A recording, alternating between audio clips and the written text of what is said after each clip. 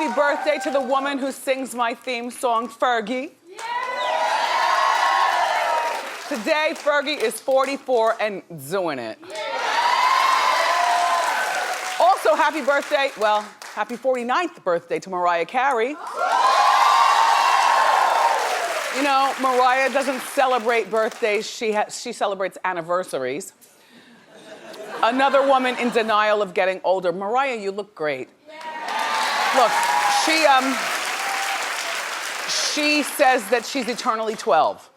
So, aren't we all in some way? And speaking of Mariah, she announced that she's writing her memoir. For those of you who still read books, I love books. I told you I don't have the Kindle, I don't like any of that jazz, I like a book. Well, you know what? This could be a big, big deal. A lot of times people complain because people write their memoirs when their career is still happening, as opposed to waiting until they're 70 and have a full body of life to write about. Well, 49 is pretty much a full body of life. And I think things are done differently these days. Like, you know, if you're 70 or 80 years old and you're writing your memoir, I am the type of person as a reader, I would prefer if you wrote it while you still had a piece of your career so that I can learn stuff from you and still watch you flourish after reading, you know, the book. A book for somebody in their 20s, not so much. Even though in your 20s, you know, we all lived a full life in our 20s, but I don't care about that life as a reader. You know, I don't care about what you did in college and you know, your one-night stands and things like that. In your 30s, you're making a life for yourself, but there's still not enough life. Even though I know you've lived, there's still not enough life. 49, I think, is pretty. 49, a couple of marriages. You know, she's got her kids. Remember, she did all the pop music, and then all of a sudden, you know, she got down with rap music and R&B culture. And this is one I want to hear about. And by the way, I don't think that we're going to read the truth in this book. But it'll be interesting to see how she dances around the truth. For instance, you know, before I don't care about anything before she married Tommy Mottola, except for maybe, you know, that's her first husband, the bigwig. I don't care about anything as far as that, except for before marriage, except for her relationship with her brother and her sister, because at one point I thought they all got along really well. Her sister has been ill since forever. The word was that Mariah was giving money and visiting the sister, and they had a real sisterly relationship. But then the sister allegedly was using the money that Mariah was giving her for bad, not good.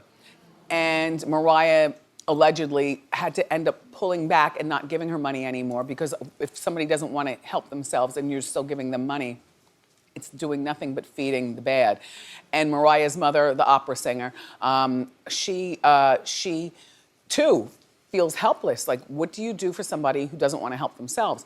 And then the brother was on Mariah's side at one point, but now the brother is alleged to be down with the sister. So I want to hear a little about that. And I would also like to hear then, fast forward, was Mariah ever unfaithful to Tommy Mottola? Now, this is during the Radio Wendy years. And so I know a lot. So for me to read the book and compare what she writes as opposed to what really happened, to me, it's very entertaining. I would like to know, after she left Tommy Mottola, how many people, you know, the dating life. Not how many people she slept with, because a date doesn't mean you sleep with somebody, but, you know, what was going on late night in the studio with you and DJ Clue and you know, the various ones. How close were you to Mary J. Blige and Little Kim and those girls during that era? And I want to hear that. Do I want to hear about the new boyfriend? No, because we're seeing that part play out. We're seeing that part play out. I would love to know what you really think about Stella, your old manager. I mean, you've said a little salty things, but I want to hear more. So this, clap if this is a book that you would buy. All right. So you should do well. You should be a New York Times bestseller. Jussie Smollett.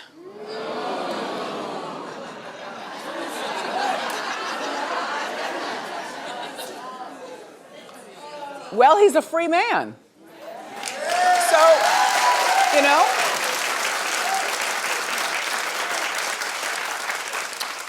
Surprisingly to a lot of people, he was cleared of all 16 felony accounts yesterday. And he was, everything was wiped clear, as if this story never happened. You know, he never went to court for anything other than to tell them, I didn't do this. And so he made a statement. He was taking selfies outside too, with his fans outside after he was found cleared. Well, he made a statement after the hearing. Take a look and then we'll continue talking. I've been truthful and consistent on every single level since day one. I would not be my mother's son if I was capable of one drop of what I've been accused of. This has been an incredibly difficult time, honestly one of the worst of my entire life.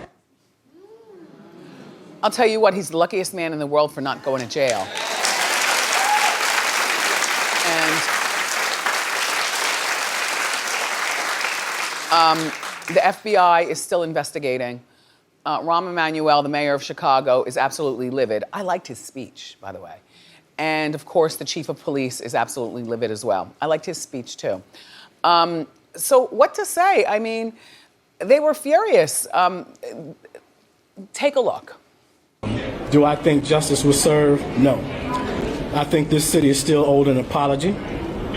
It's Mr. Smollett who committed this hoax, period. If he wanted to clear his name, the way to do that was in a court of law so that everyone could see the evidence. But no, they chose to hide behind secrecy and broker a deal to circumvent the judicial system. This is without a doubt a whitewash of justice and sends a clear message that if you're in a position of influence and power, you'll get treated one way, other people will be treated another way. There is no accountability then in the system.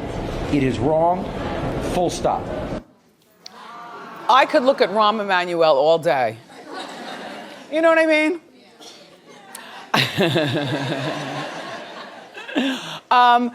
Jussie will be judged for the rest of his life. I venture to say, even if he does get acting roles, they're not gonna be quality productions. They're just gonna throw him in stuff and he'll be forced to take, I guess, because, he'll need money. Just before I came out here, Norman put in my face, like literally, I'm tying up my sneakers, and he came out and told me that the two brothers who have remained quiet, the African brothers, well, their lawyer wants them to speak out. This is all happening right now as we're sitting down preparing for, wait, hold on. The lawyer wants him to speak out. They refuse to speak out, so she quit. This all just happened, just now. Listen, you think that the African brothers were paid off? Yes. Handsomely and heavily? Yes. And somewhere in them, they have information where extortion will be probably, maybe, a part of their storyboard for the rest of their lives. Yes. They've got nothing to lose. Empire airs tonight, if you'll be watching. I'm a New York Housewives girl. Me, personally. Yeah, that's me. I like the Housewives. But Empire airs tonight, if you'll be watching. The promo says that one of the lions will be killed off. I do not think it'll be Jussie, not tonight. I think that the Empire people, look, Jussie's thing with the law has definitely benefited you all as far as talking, everybody's talking about you. You're the lead story on everything. No, why kill him off tonight? Keep him around a bit. Will he stay at the show? If I were him, I'd quit. I'll tell you why. I mean, I'd quit, I'd ask for a payout. but I'd quit. Let me just walk away. We're making the staff and the crew and my fellow actors suffer because everybody's divided on the set. Some people don't want to film scenes with him. It's just, it makes for a nasty situation when a nasty situation is going on. Will they fire him? I don't know. And if they fire him, will they fire him like a press conference and he's fired? Or will he, be shot in the streets or something, in an episode of Empire? Well, he's nominated for the NAACP Image Award. That goes on this weekend. And the question is, will he go? My answer is, yeah. Not only will he go, but I'm sure that the NAACP already has a prominent seat front and center for him to sit. I'm sure Jussie already has his outfit planned out. He might do outfit changes for us, honey. And I think that he'll walk the red carpet really slow and deliberate. and he'll want all the attention on him, so he probably won't bring a date. But the only sensible date for him to bring would be his mother. You know, the sympathy vote.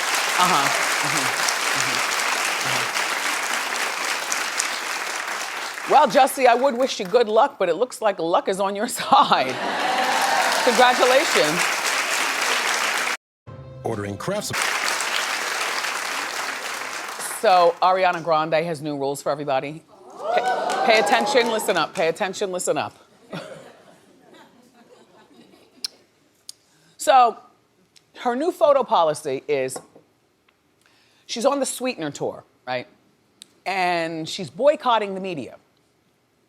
I don't know who she's talking about. Everybody's the media these days. You. Oh, they're boycotting her? Mm-hmm. So they're not gonna show up? Exactly. The lies they tell. Right. That's when you kick into action, co-hosts and attenders of the concert. You become the media, and you take the pictures and then sell them. All right, here's the new policy. The photographers can only take pictures for her first 3 songs in a designated area. So they'll have them behind a velvet rope with security, I guess, watching them. The first 3 songs, well, you know what? For every artist, your voice sounds best, I guess, for your first 3 songs. You're not sweating yet. You know what I'm saying? Your costume is still on. It's not, you know, the pin hasn't popped.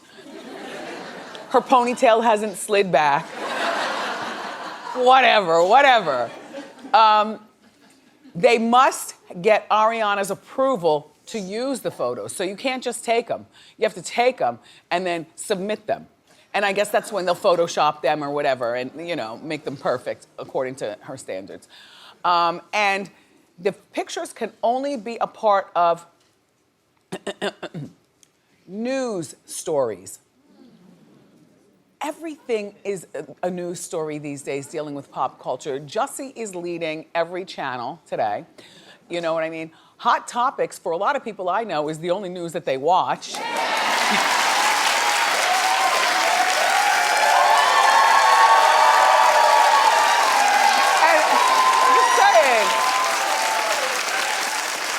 So now there are 16 outlets boycotting Ariana, including the New York Times and the Associated Press. Well, now these are very, very big, credible publications. Do you see where we've come in life?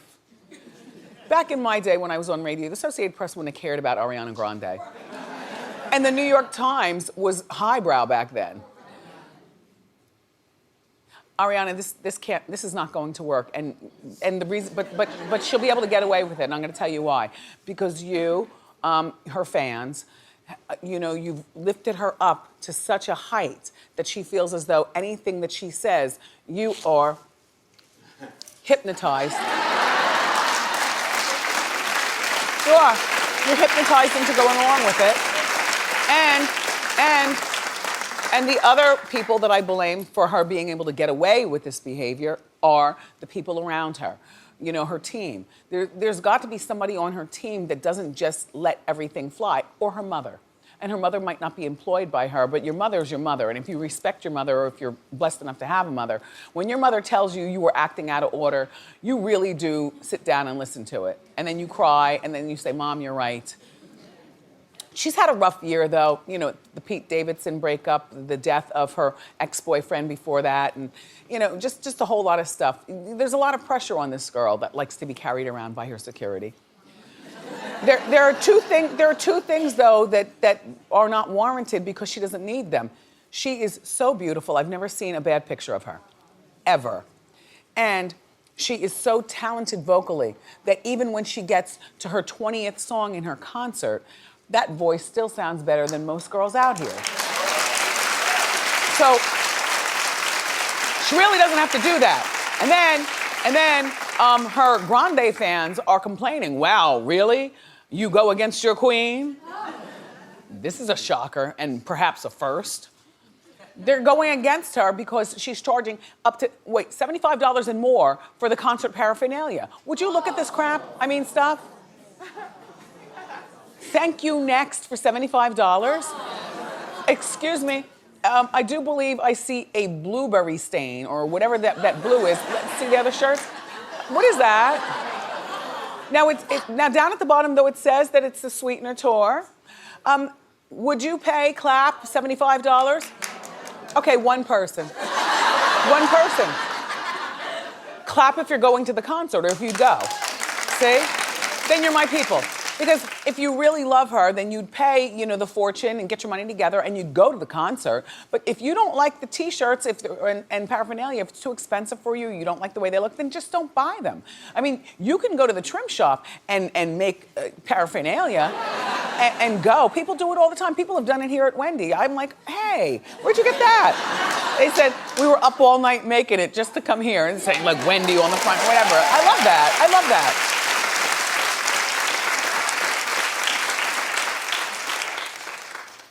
Do you know who Dee Barnes is? Clap if you do.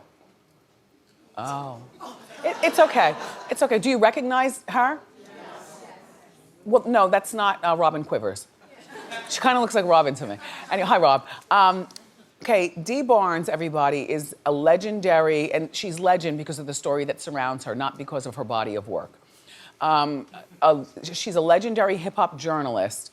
Her name is Dee Barnes, and she recently made a shocking revelation of her being homeless. Now, you know I come from radio. Back in 1993, there was a big party going on, and everybody, the who's who was there. This is before black music and white music melded together, and now we're all as one. You know what I mean? There was a time when hip-hop and R&B were over here. You know what I'm saying? Okay, okay. And I was in the thick of things on 98.7 KISS. I was the internet. So...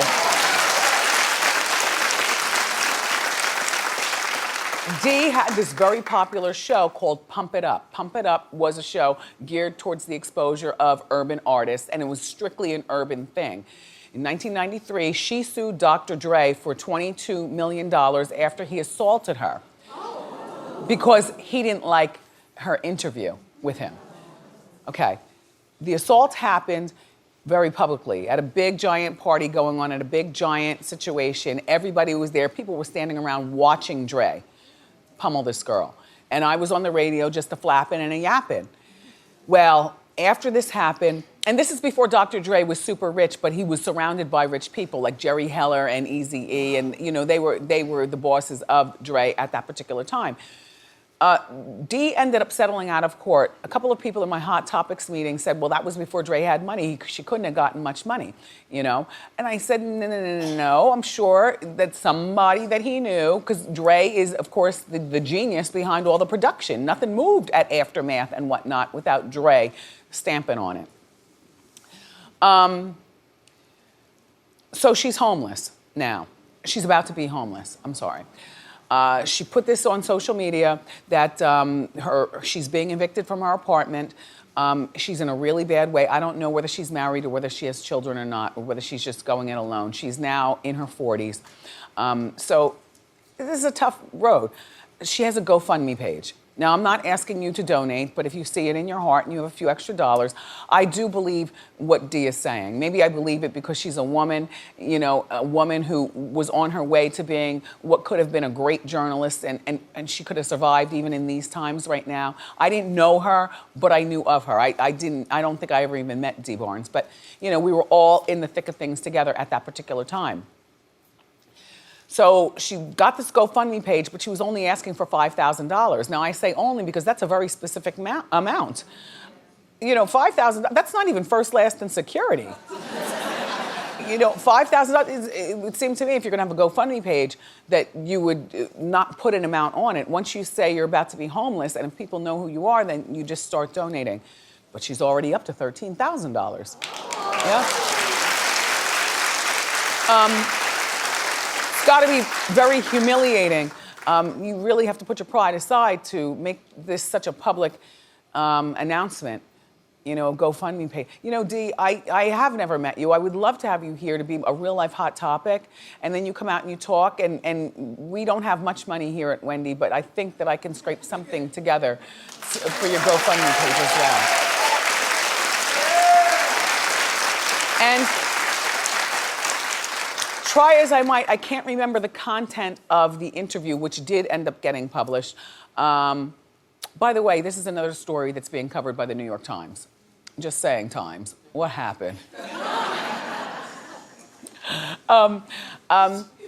Yeah, you know, it's got to be pretty bad. I don't remember the content of the article, but you know, what kind of man beats a woman?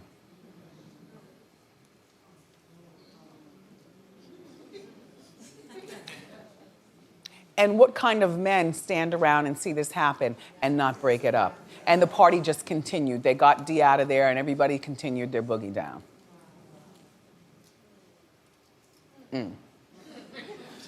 All right, moving along.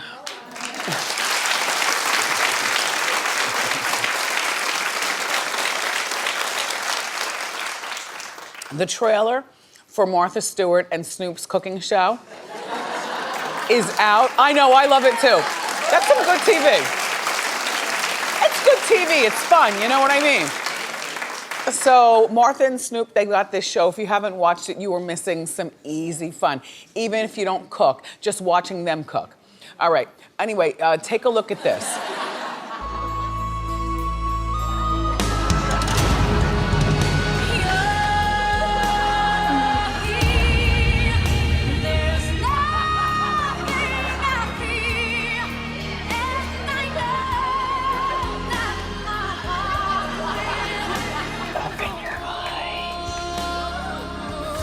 I'm fine.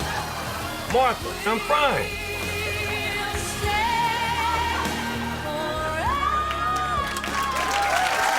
That's good, right? Yeah. Hey, listen, we've got more great show for you today. I've never met these people, but they're here. Waka Flocka and Tammy Rivera. But up next, it's time for Celebrity Lookalikes. So grab a snack and come on back.